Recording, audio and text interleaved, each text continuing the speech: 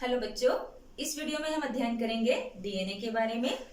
हम जानते हैं कि जब जीवों में प्रजनन की प्रक्रिया होती है तो प्रजनन की क्रिया में केंद्रक जो होता है वह महत्वपूर्ण भूमिका निभाता है। केंद्रक में ही आनुवंशिक पदार्थ पाया जाता है जो एक पीढ़ी से दूसरी पीढ़ी आनुवंशिक लक्षणों को लेकर जाता है। केंद्रक में पाए जाने वाले आनुवंशिक पदार्थ जो होते हैं वह गुणसूत्र के रूप में उपस्थित होते हैं। तो ये गुणसूत्र जो होते हैं वह केंद्रक के भीतर क्रोमैटिन जाल के रूप में पाए जाते हैं और कोशिका विभाजन के समय ये गुणसूत्र के रूप में दिखाई देते हैं। यही गुणसूत्र जो होता है इनकी जो संरचना होती है वह बनी हुई होती है तंतुमय धागेमय संरचना के रूप में, और ये धागेमय संरचनाएं जो इसमें पाई जाती है वही है डीएनए। ये डीएनए जो होते हैं वह प्रोटीन हिस्टोन प्रोटीन के साथ में मिलकर के गुणसूत्र के भीतर में पाए जाते हैं। डीएनए जो होता है यही आनुवंशिक पदार्थ के रूप में एक पीढ़ी से दूसरी पीढ़ी में आनुवंशिक लक्षणों को स्थानांतरित करने का कार्य करता है।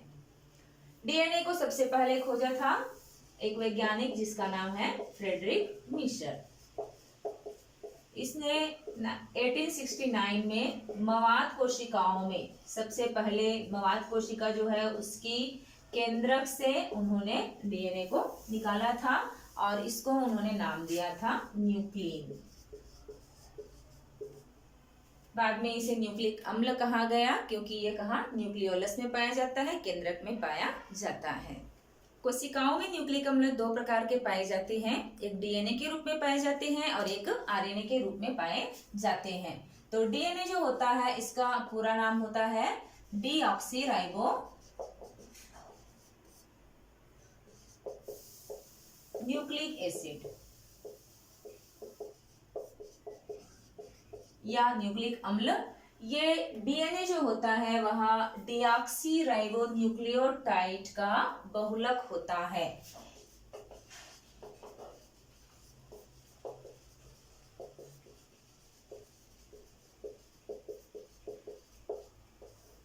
यहाँ पर डीऑक्सीराइबो न्यूक्लियोटाइड जो होते हैं ये न्यूक्लियोटाइड होते हैं जो कि डीऑक्सीराइबो प्रकार के होते हैं। ये न्यूक्लियोटाइड जो होते हैं वास्तव में यह 3 घटक से मिलकर के बने हुए होते हैं। एक न्यूक्लियोटाइड जो होता है वह 3 भागों से मिलकर 3 घटक से मिलकर के बना हुआ होता है। इसमें से एक जो होता है वह कहलाता है डीऑक्सीराइबोस शर्करा। ये एक पेंटोस 5 कार्बन वाला शर्करा होता है जिसमें कार्बन के अणु जो होते हैं वो 5 होते हैं और इनमें पाया जाता है फास्फेट अणु और इसमें उपस्थित होते हैं नाइट्रोजनी क्षार।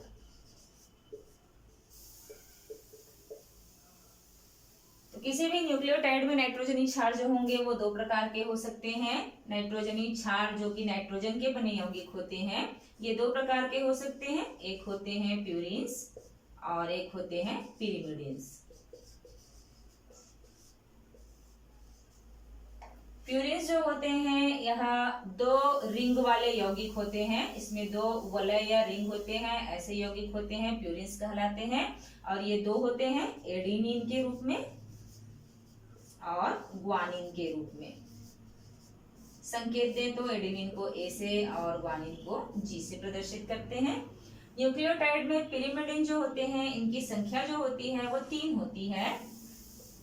एक होती है साइटोसिन, इसको सी से प्रदर्शित करते हैं। एक होता है थायमिन, इसको टी से प्रदर्शित करते हैं और एक और होता है यूरेसिल, इसको यू से प्रदर्शित करते हैं।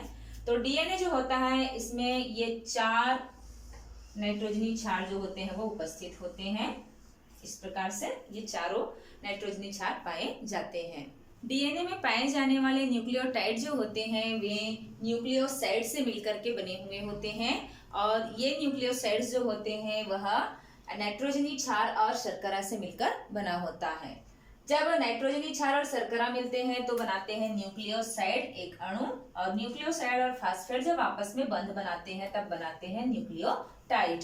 तो यहाँ पर एडेनिन और डीऑक्सीराइबोस शर्करा मिलते हैं तो डीऑक्सी एडिनोसिन एक न्यूक्लियोसाइड बनता है, जो फास्फेट से क्रिया करके डिऑक्सी एडेनिलिक अम्ल बनाता है, जो कि एक न्यूक्लियोटाइड होता है। वैसे ही ग्वानिन जो होता है वो डिऑक्सीराइबोस शर्करा से मिलकर के डिऑक्सी ग्वानिसिन का निर्माण करता है, जो फास्फेट से मिलकर के डिऑक्सी ग्वानिलिक अम्ल का निर्माण करता है। साइटोसिन और डिऑक्सीराइबोस शर्करा मिलकर के डिऑक्सी साइटिडीन का निर्माण करते हैं, जो फास्फेट से मिलकर डिऑक्सी साइटिडिक अम्ल बनाता है।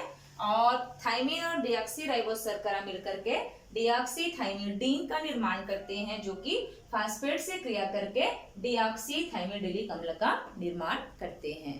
तो इस प्रकार से न्यूक्लियोटाइड्स जो होते हैं, इसी का जो बहुलक होता है वह बनाता है डीएनए। बहुलक का मतलब होता है कि बहुत सारे न्यूक्लियोटाइड जो होंगे, ये न्यूक्लियोटाइड के बहुत सारे अणु जो होंगे वो आपस में बंध बनाते हुए जुड़ते जाएंगे और एक लंबी श्रृंखला का निर्माण करेंगे और एक दीर्घ अणु का निर्माण करते हैं। और बहुलक जो होते हैं, इनका अणुभार जो होता है वो उच्च होता है। तो इस प्रकार से डीएनए जो होता है वह बहुत सारे न्यूक्लियोटाइड से मिलकर के बनी हुई संरचना होती है। डीएनए जो होता है ये एक दीर्घ अणु होता है जो पॉलीन्यूक्लियोटाइड से मिलकर के बना हुआ होता है। ये पॉलीन्यूक्लियोटाइड्स जो होते हैं, इसमें फास्फोरिक अम्ल और शर्करा जो होते हैं, ये मिलकर के दोनों मिलकर के एक डीएनए का बैकबोन या मेरुदंड बनाते हैं और इसके साथ नाइट्रोजनी क्षारक जो होते हैं वो आपस में जुड़े हुए होते हैं।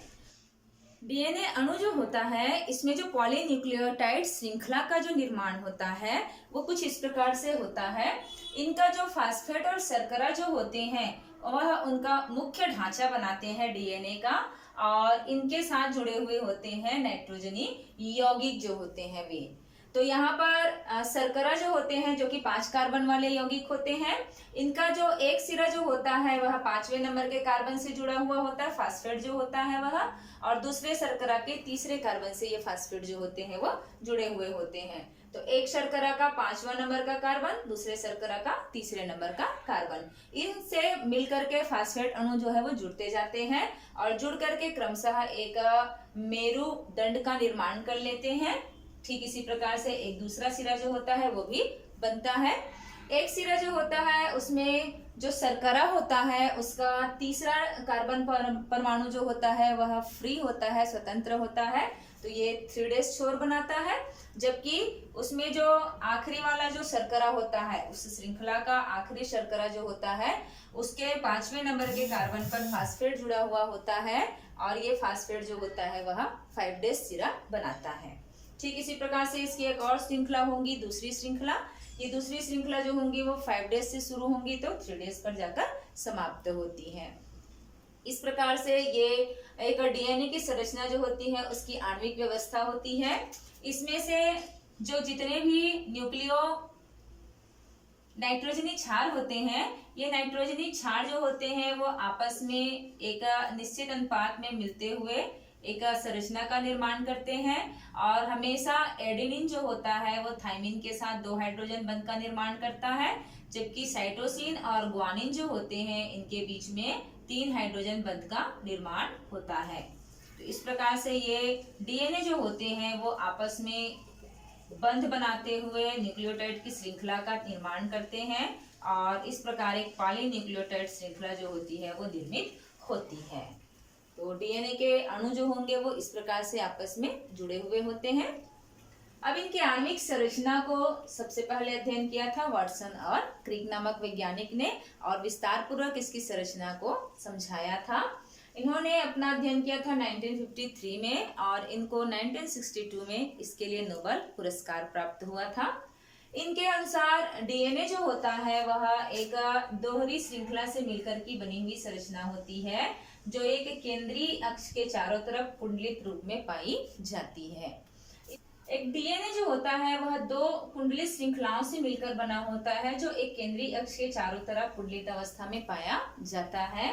ये श्रृंखलाएं जो होती हैं या श्रृंखलाएं जो होती हैं इसका बाहरी वाला भाग जो होता है इस प्रकार का होता है, फास्फेट और शर्करा से मिलकर बना होता है और इसके बीच वाले भाग जो होते हैं वह इस प्रकार से नाइट्रोजनी क्षारकों के आपस में मिलने के क्रम से बनते हैं तो इस प्रकार ये बीच वाला भाग जो होता है वो हाइड्रोजन बॉन्ड के द्वारा दोनों स्ट्रैंड्स को बांध के रखने का कार्य करता है।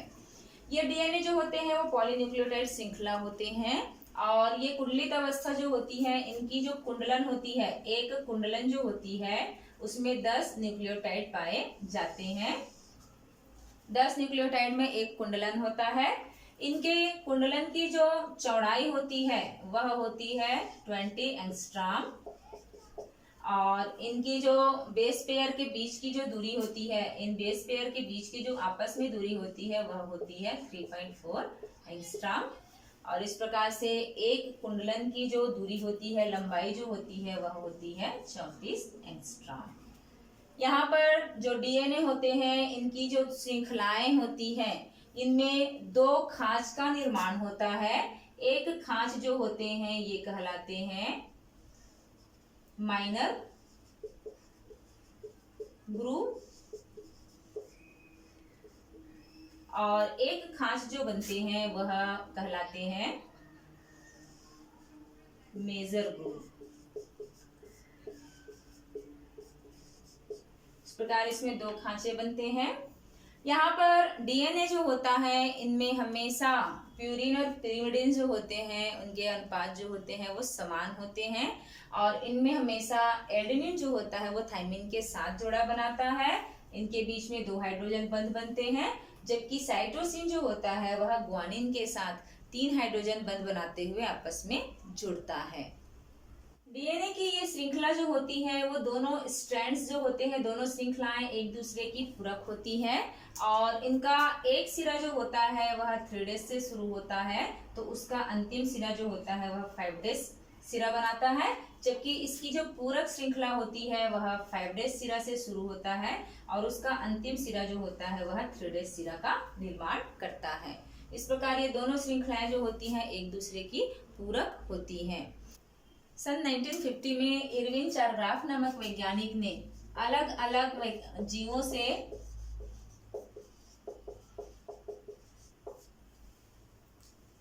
जीवों से डीएनए की मात्रा को लेकर के उसमें क्षारकों की मात्रा का अध्ययन किया इन्होंने और इस अध्ययन के आधार पर इन्होंने एक नियम का प्रतिपादन किया जिसे कहा जाता है चारग्राफ का नियम। इस नियम के अनुसार जितने भी जीवधारी होते हैं, चाहे किसी भी जीव के कोशिका से डीएनए को लिया जाएगा, इसमें प्यूरिन और pyrimidine जो होते हैं इसका मात्रा जो होता है वो हमेशा समान होता है, इक्वल होता है। प्यूरिन जो होते हैं एडेनिन और ग्वानिन और pyrimidine जो होते हैं साइटोसिन और थाइमिन, इनकी मात्रा जो होती है वो हमेशा क्या होती है, एक समान होती है। दूसरा, इनके नियम के अनुसार एडेनिन जो होती है इसकी मोलर मात्रा जो होती है वह थाइमिन के समान होती है, दोनों की मोलर मात्रा समान होंगी और उसी प्रकार से ग्वानिन और साइटोसिन जो होते हैं इनकी मोलर मात्रा जो होती है वो समान होती है। इस प्रकार से एक ही जाति के जीवों में एडेनिन थाइमिन का अनुपात और साइटोसिन ग्वानिन का अनुपात जो होता है वो समान होता है, जबकि भिन्न भिन्न जातियों में यह समान नहीं होता, इसकी मात्रा जो होगी वो समान नहीं होती है। एक जाति और दूसरी जाति में जो अंतर होगा वह इनकी मात्रा के अनुपात से ज्ञात किया जा सकता है। इसको कहा जाता है चारग्राफ का नियम। जीवधारियों में डीएनए जो होता है इनकी श्रृंखला काफी लंबी होती है और ये डीएनए जो होते हैं यह केंद्रक से काफी लंबे होते हैं, इसीलिए केंद्रक में डीएनए जो होता है एक विशिष्ट व्यवस्था के रूप में व्यवस्थित होता है जिसे कहा जाता है डीएनए की पैकेजिंग। एक अनुमान के अनुसार एक प्रारूपिक स्तनधारी जीव जो होता है उनमें जो डीएनए पाया जाता है उनकी जो स्ट्रैंड्स की जो लंबाई, उसकी श्रृंखला की जो लंबाई होती है वह 2.2 मीटर तक होती है, लेकिन केंद्रक जो होता है उसकी लंबाई इतनी नहीं होती है। और हम जानते हैं कि यूकैरियोटिक कोशिकाएं जो होती हैं उनमें जो डीएनए होता है वो केंद्रक के अंदर पाया जाता है। तो अब ये केंद्रक के भीतर किस प्रकार से व्यवस्थित होगा, एक खास व्यवस्था के रूप में व्यवस्थित होता है और इसको कहा जाता है न्यूक्लियोसोम।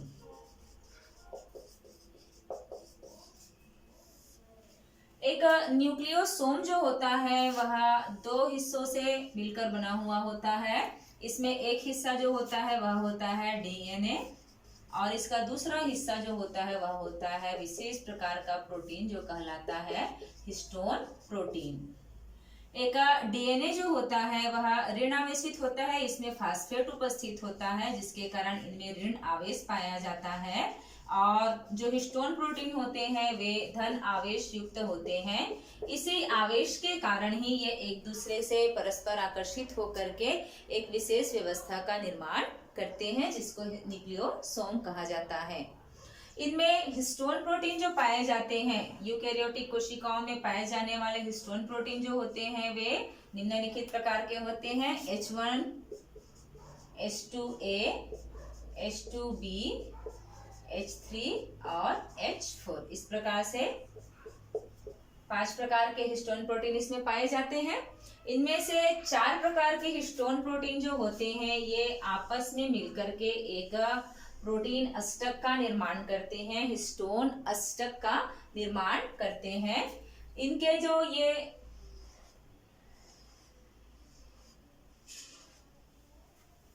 ये हिस्टोन प्रोटीन के जो H2A, H2B, H3 और H4 जो होते हैं वो आपस में इस प्रकार से व्यवस्थित होते हैं कि ये एक अष्टक का निर्माण कर लेते हैं। इस प्रकार से ये एक अष्टक बना लेते हैं और इसी अष्टक में ही डीएनए के जो धागे होते हैं वह इसमें व्यवस्थित रहते हैं। इस प्रकार से 2 कुंडलन में डीएनए के धागे जो होते हैं इनमें व्यवस्थित होते हैं। इस प्रकार से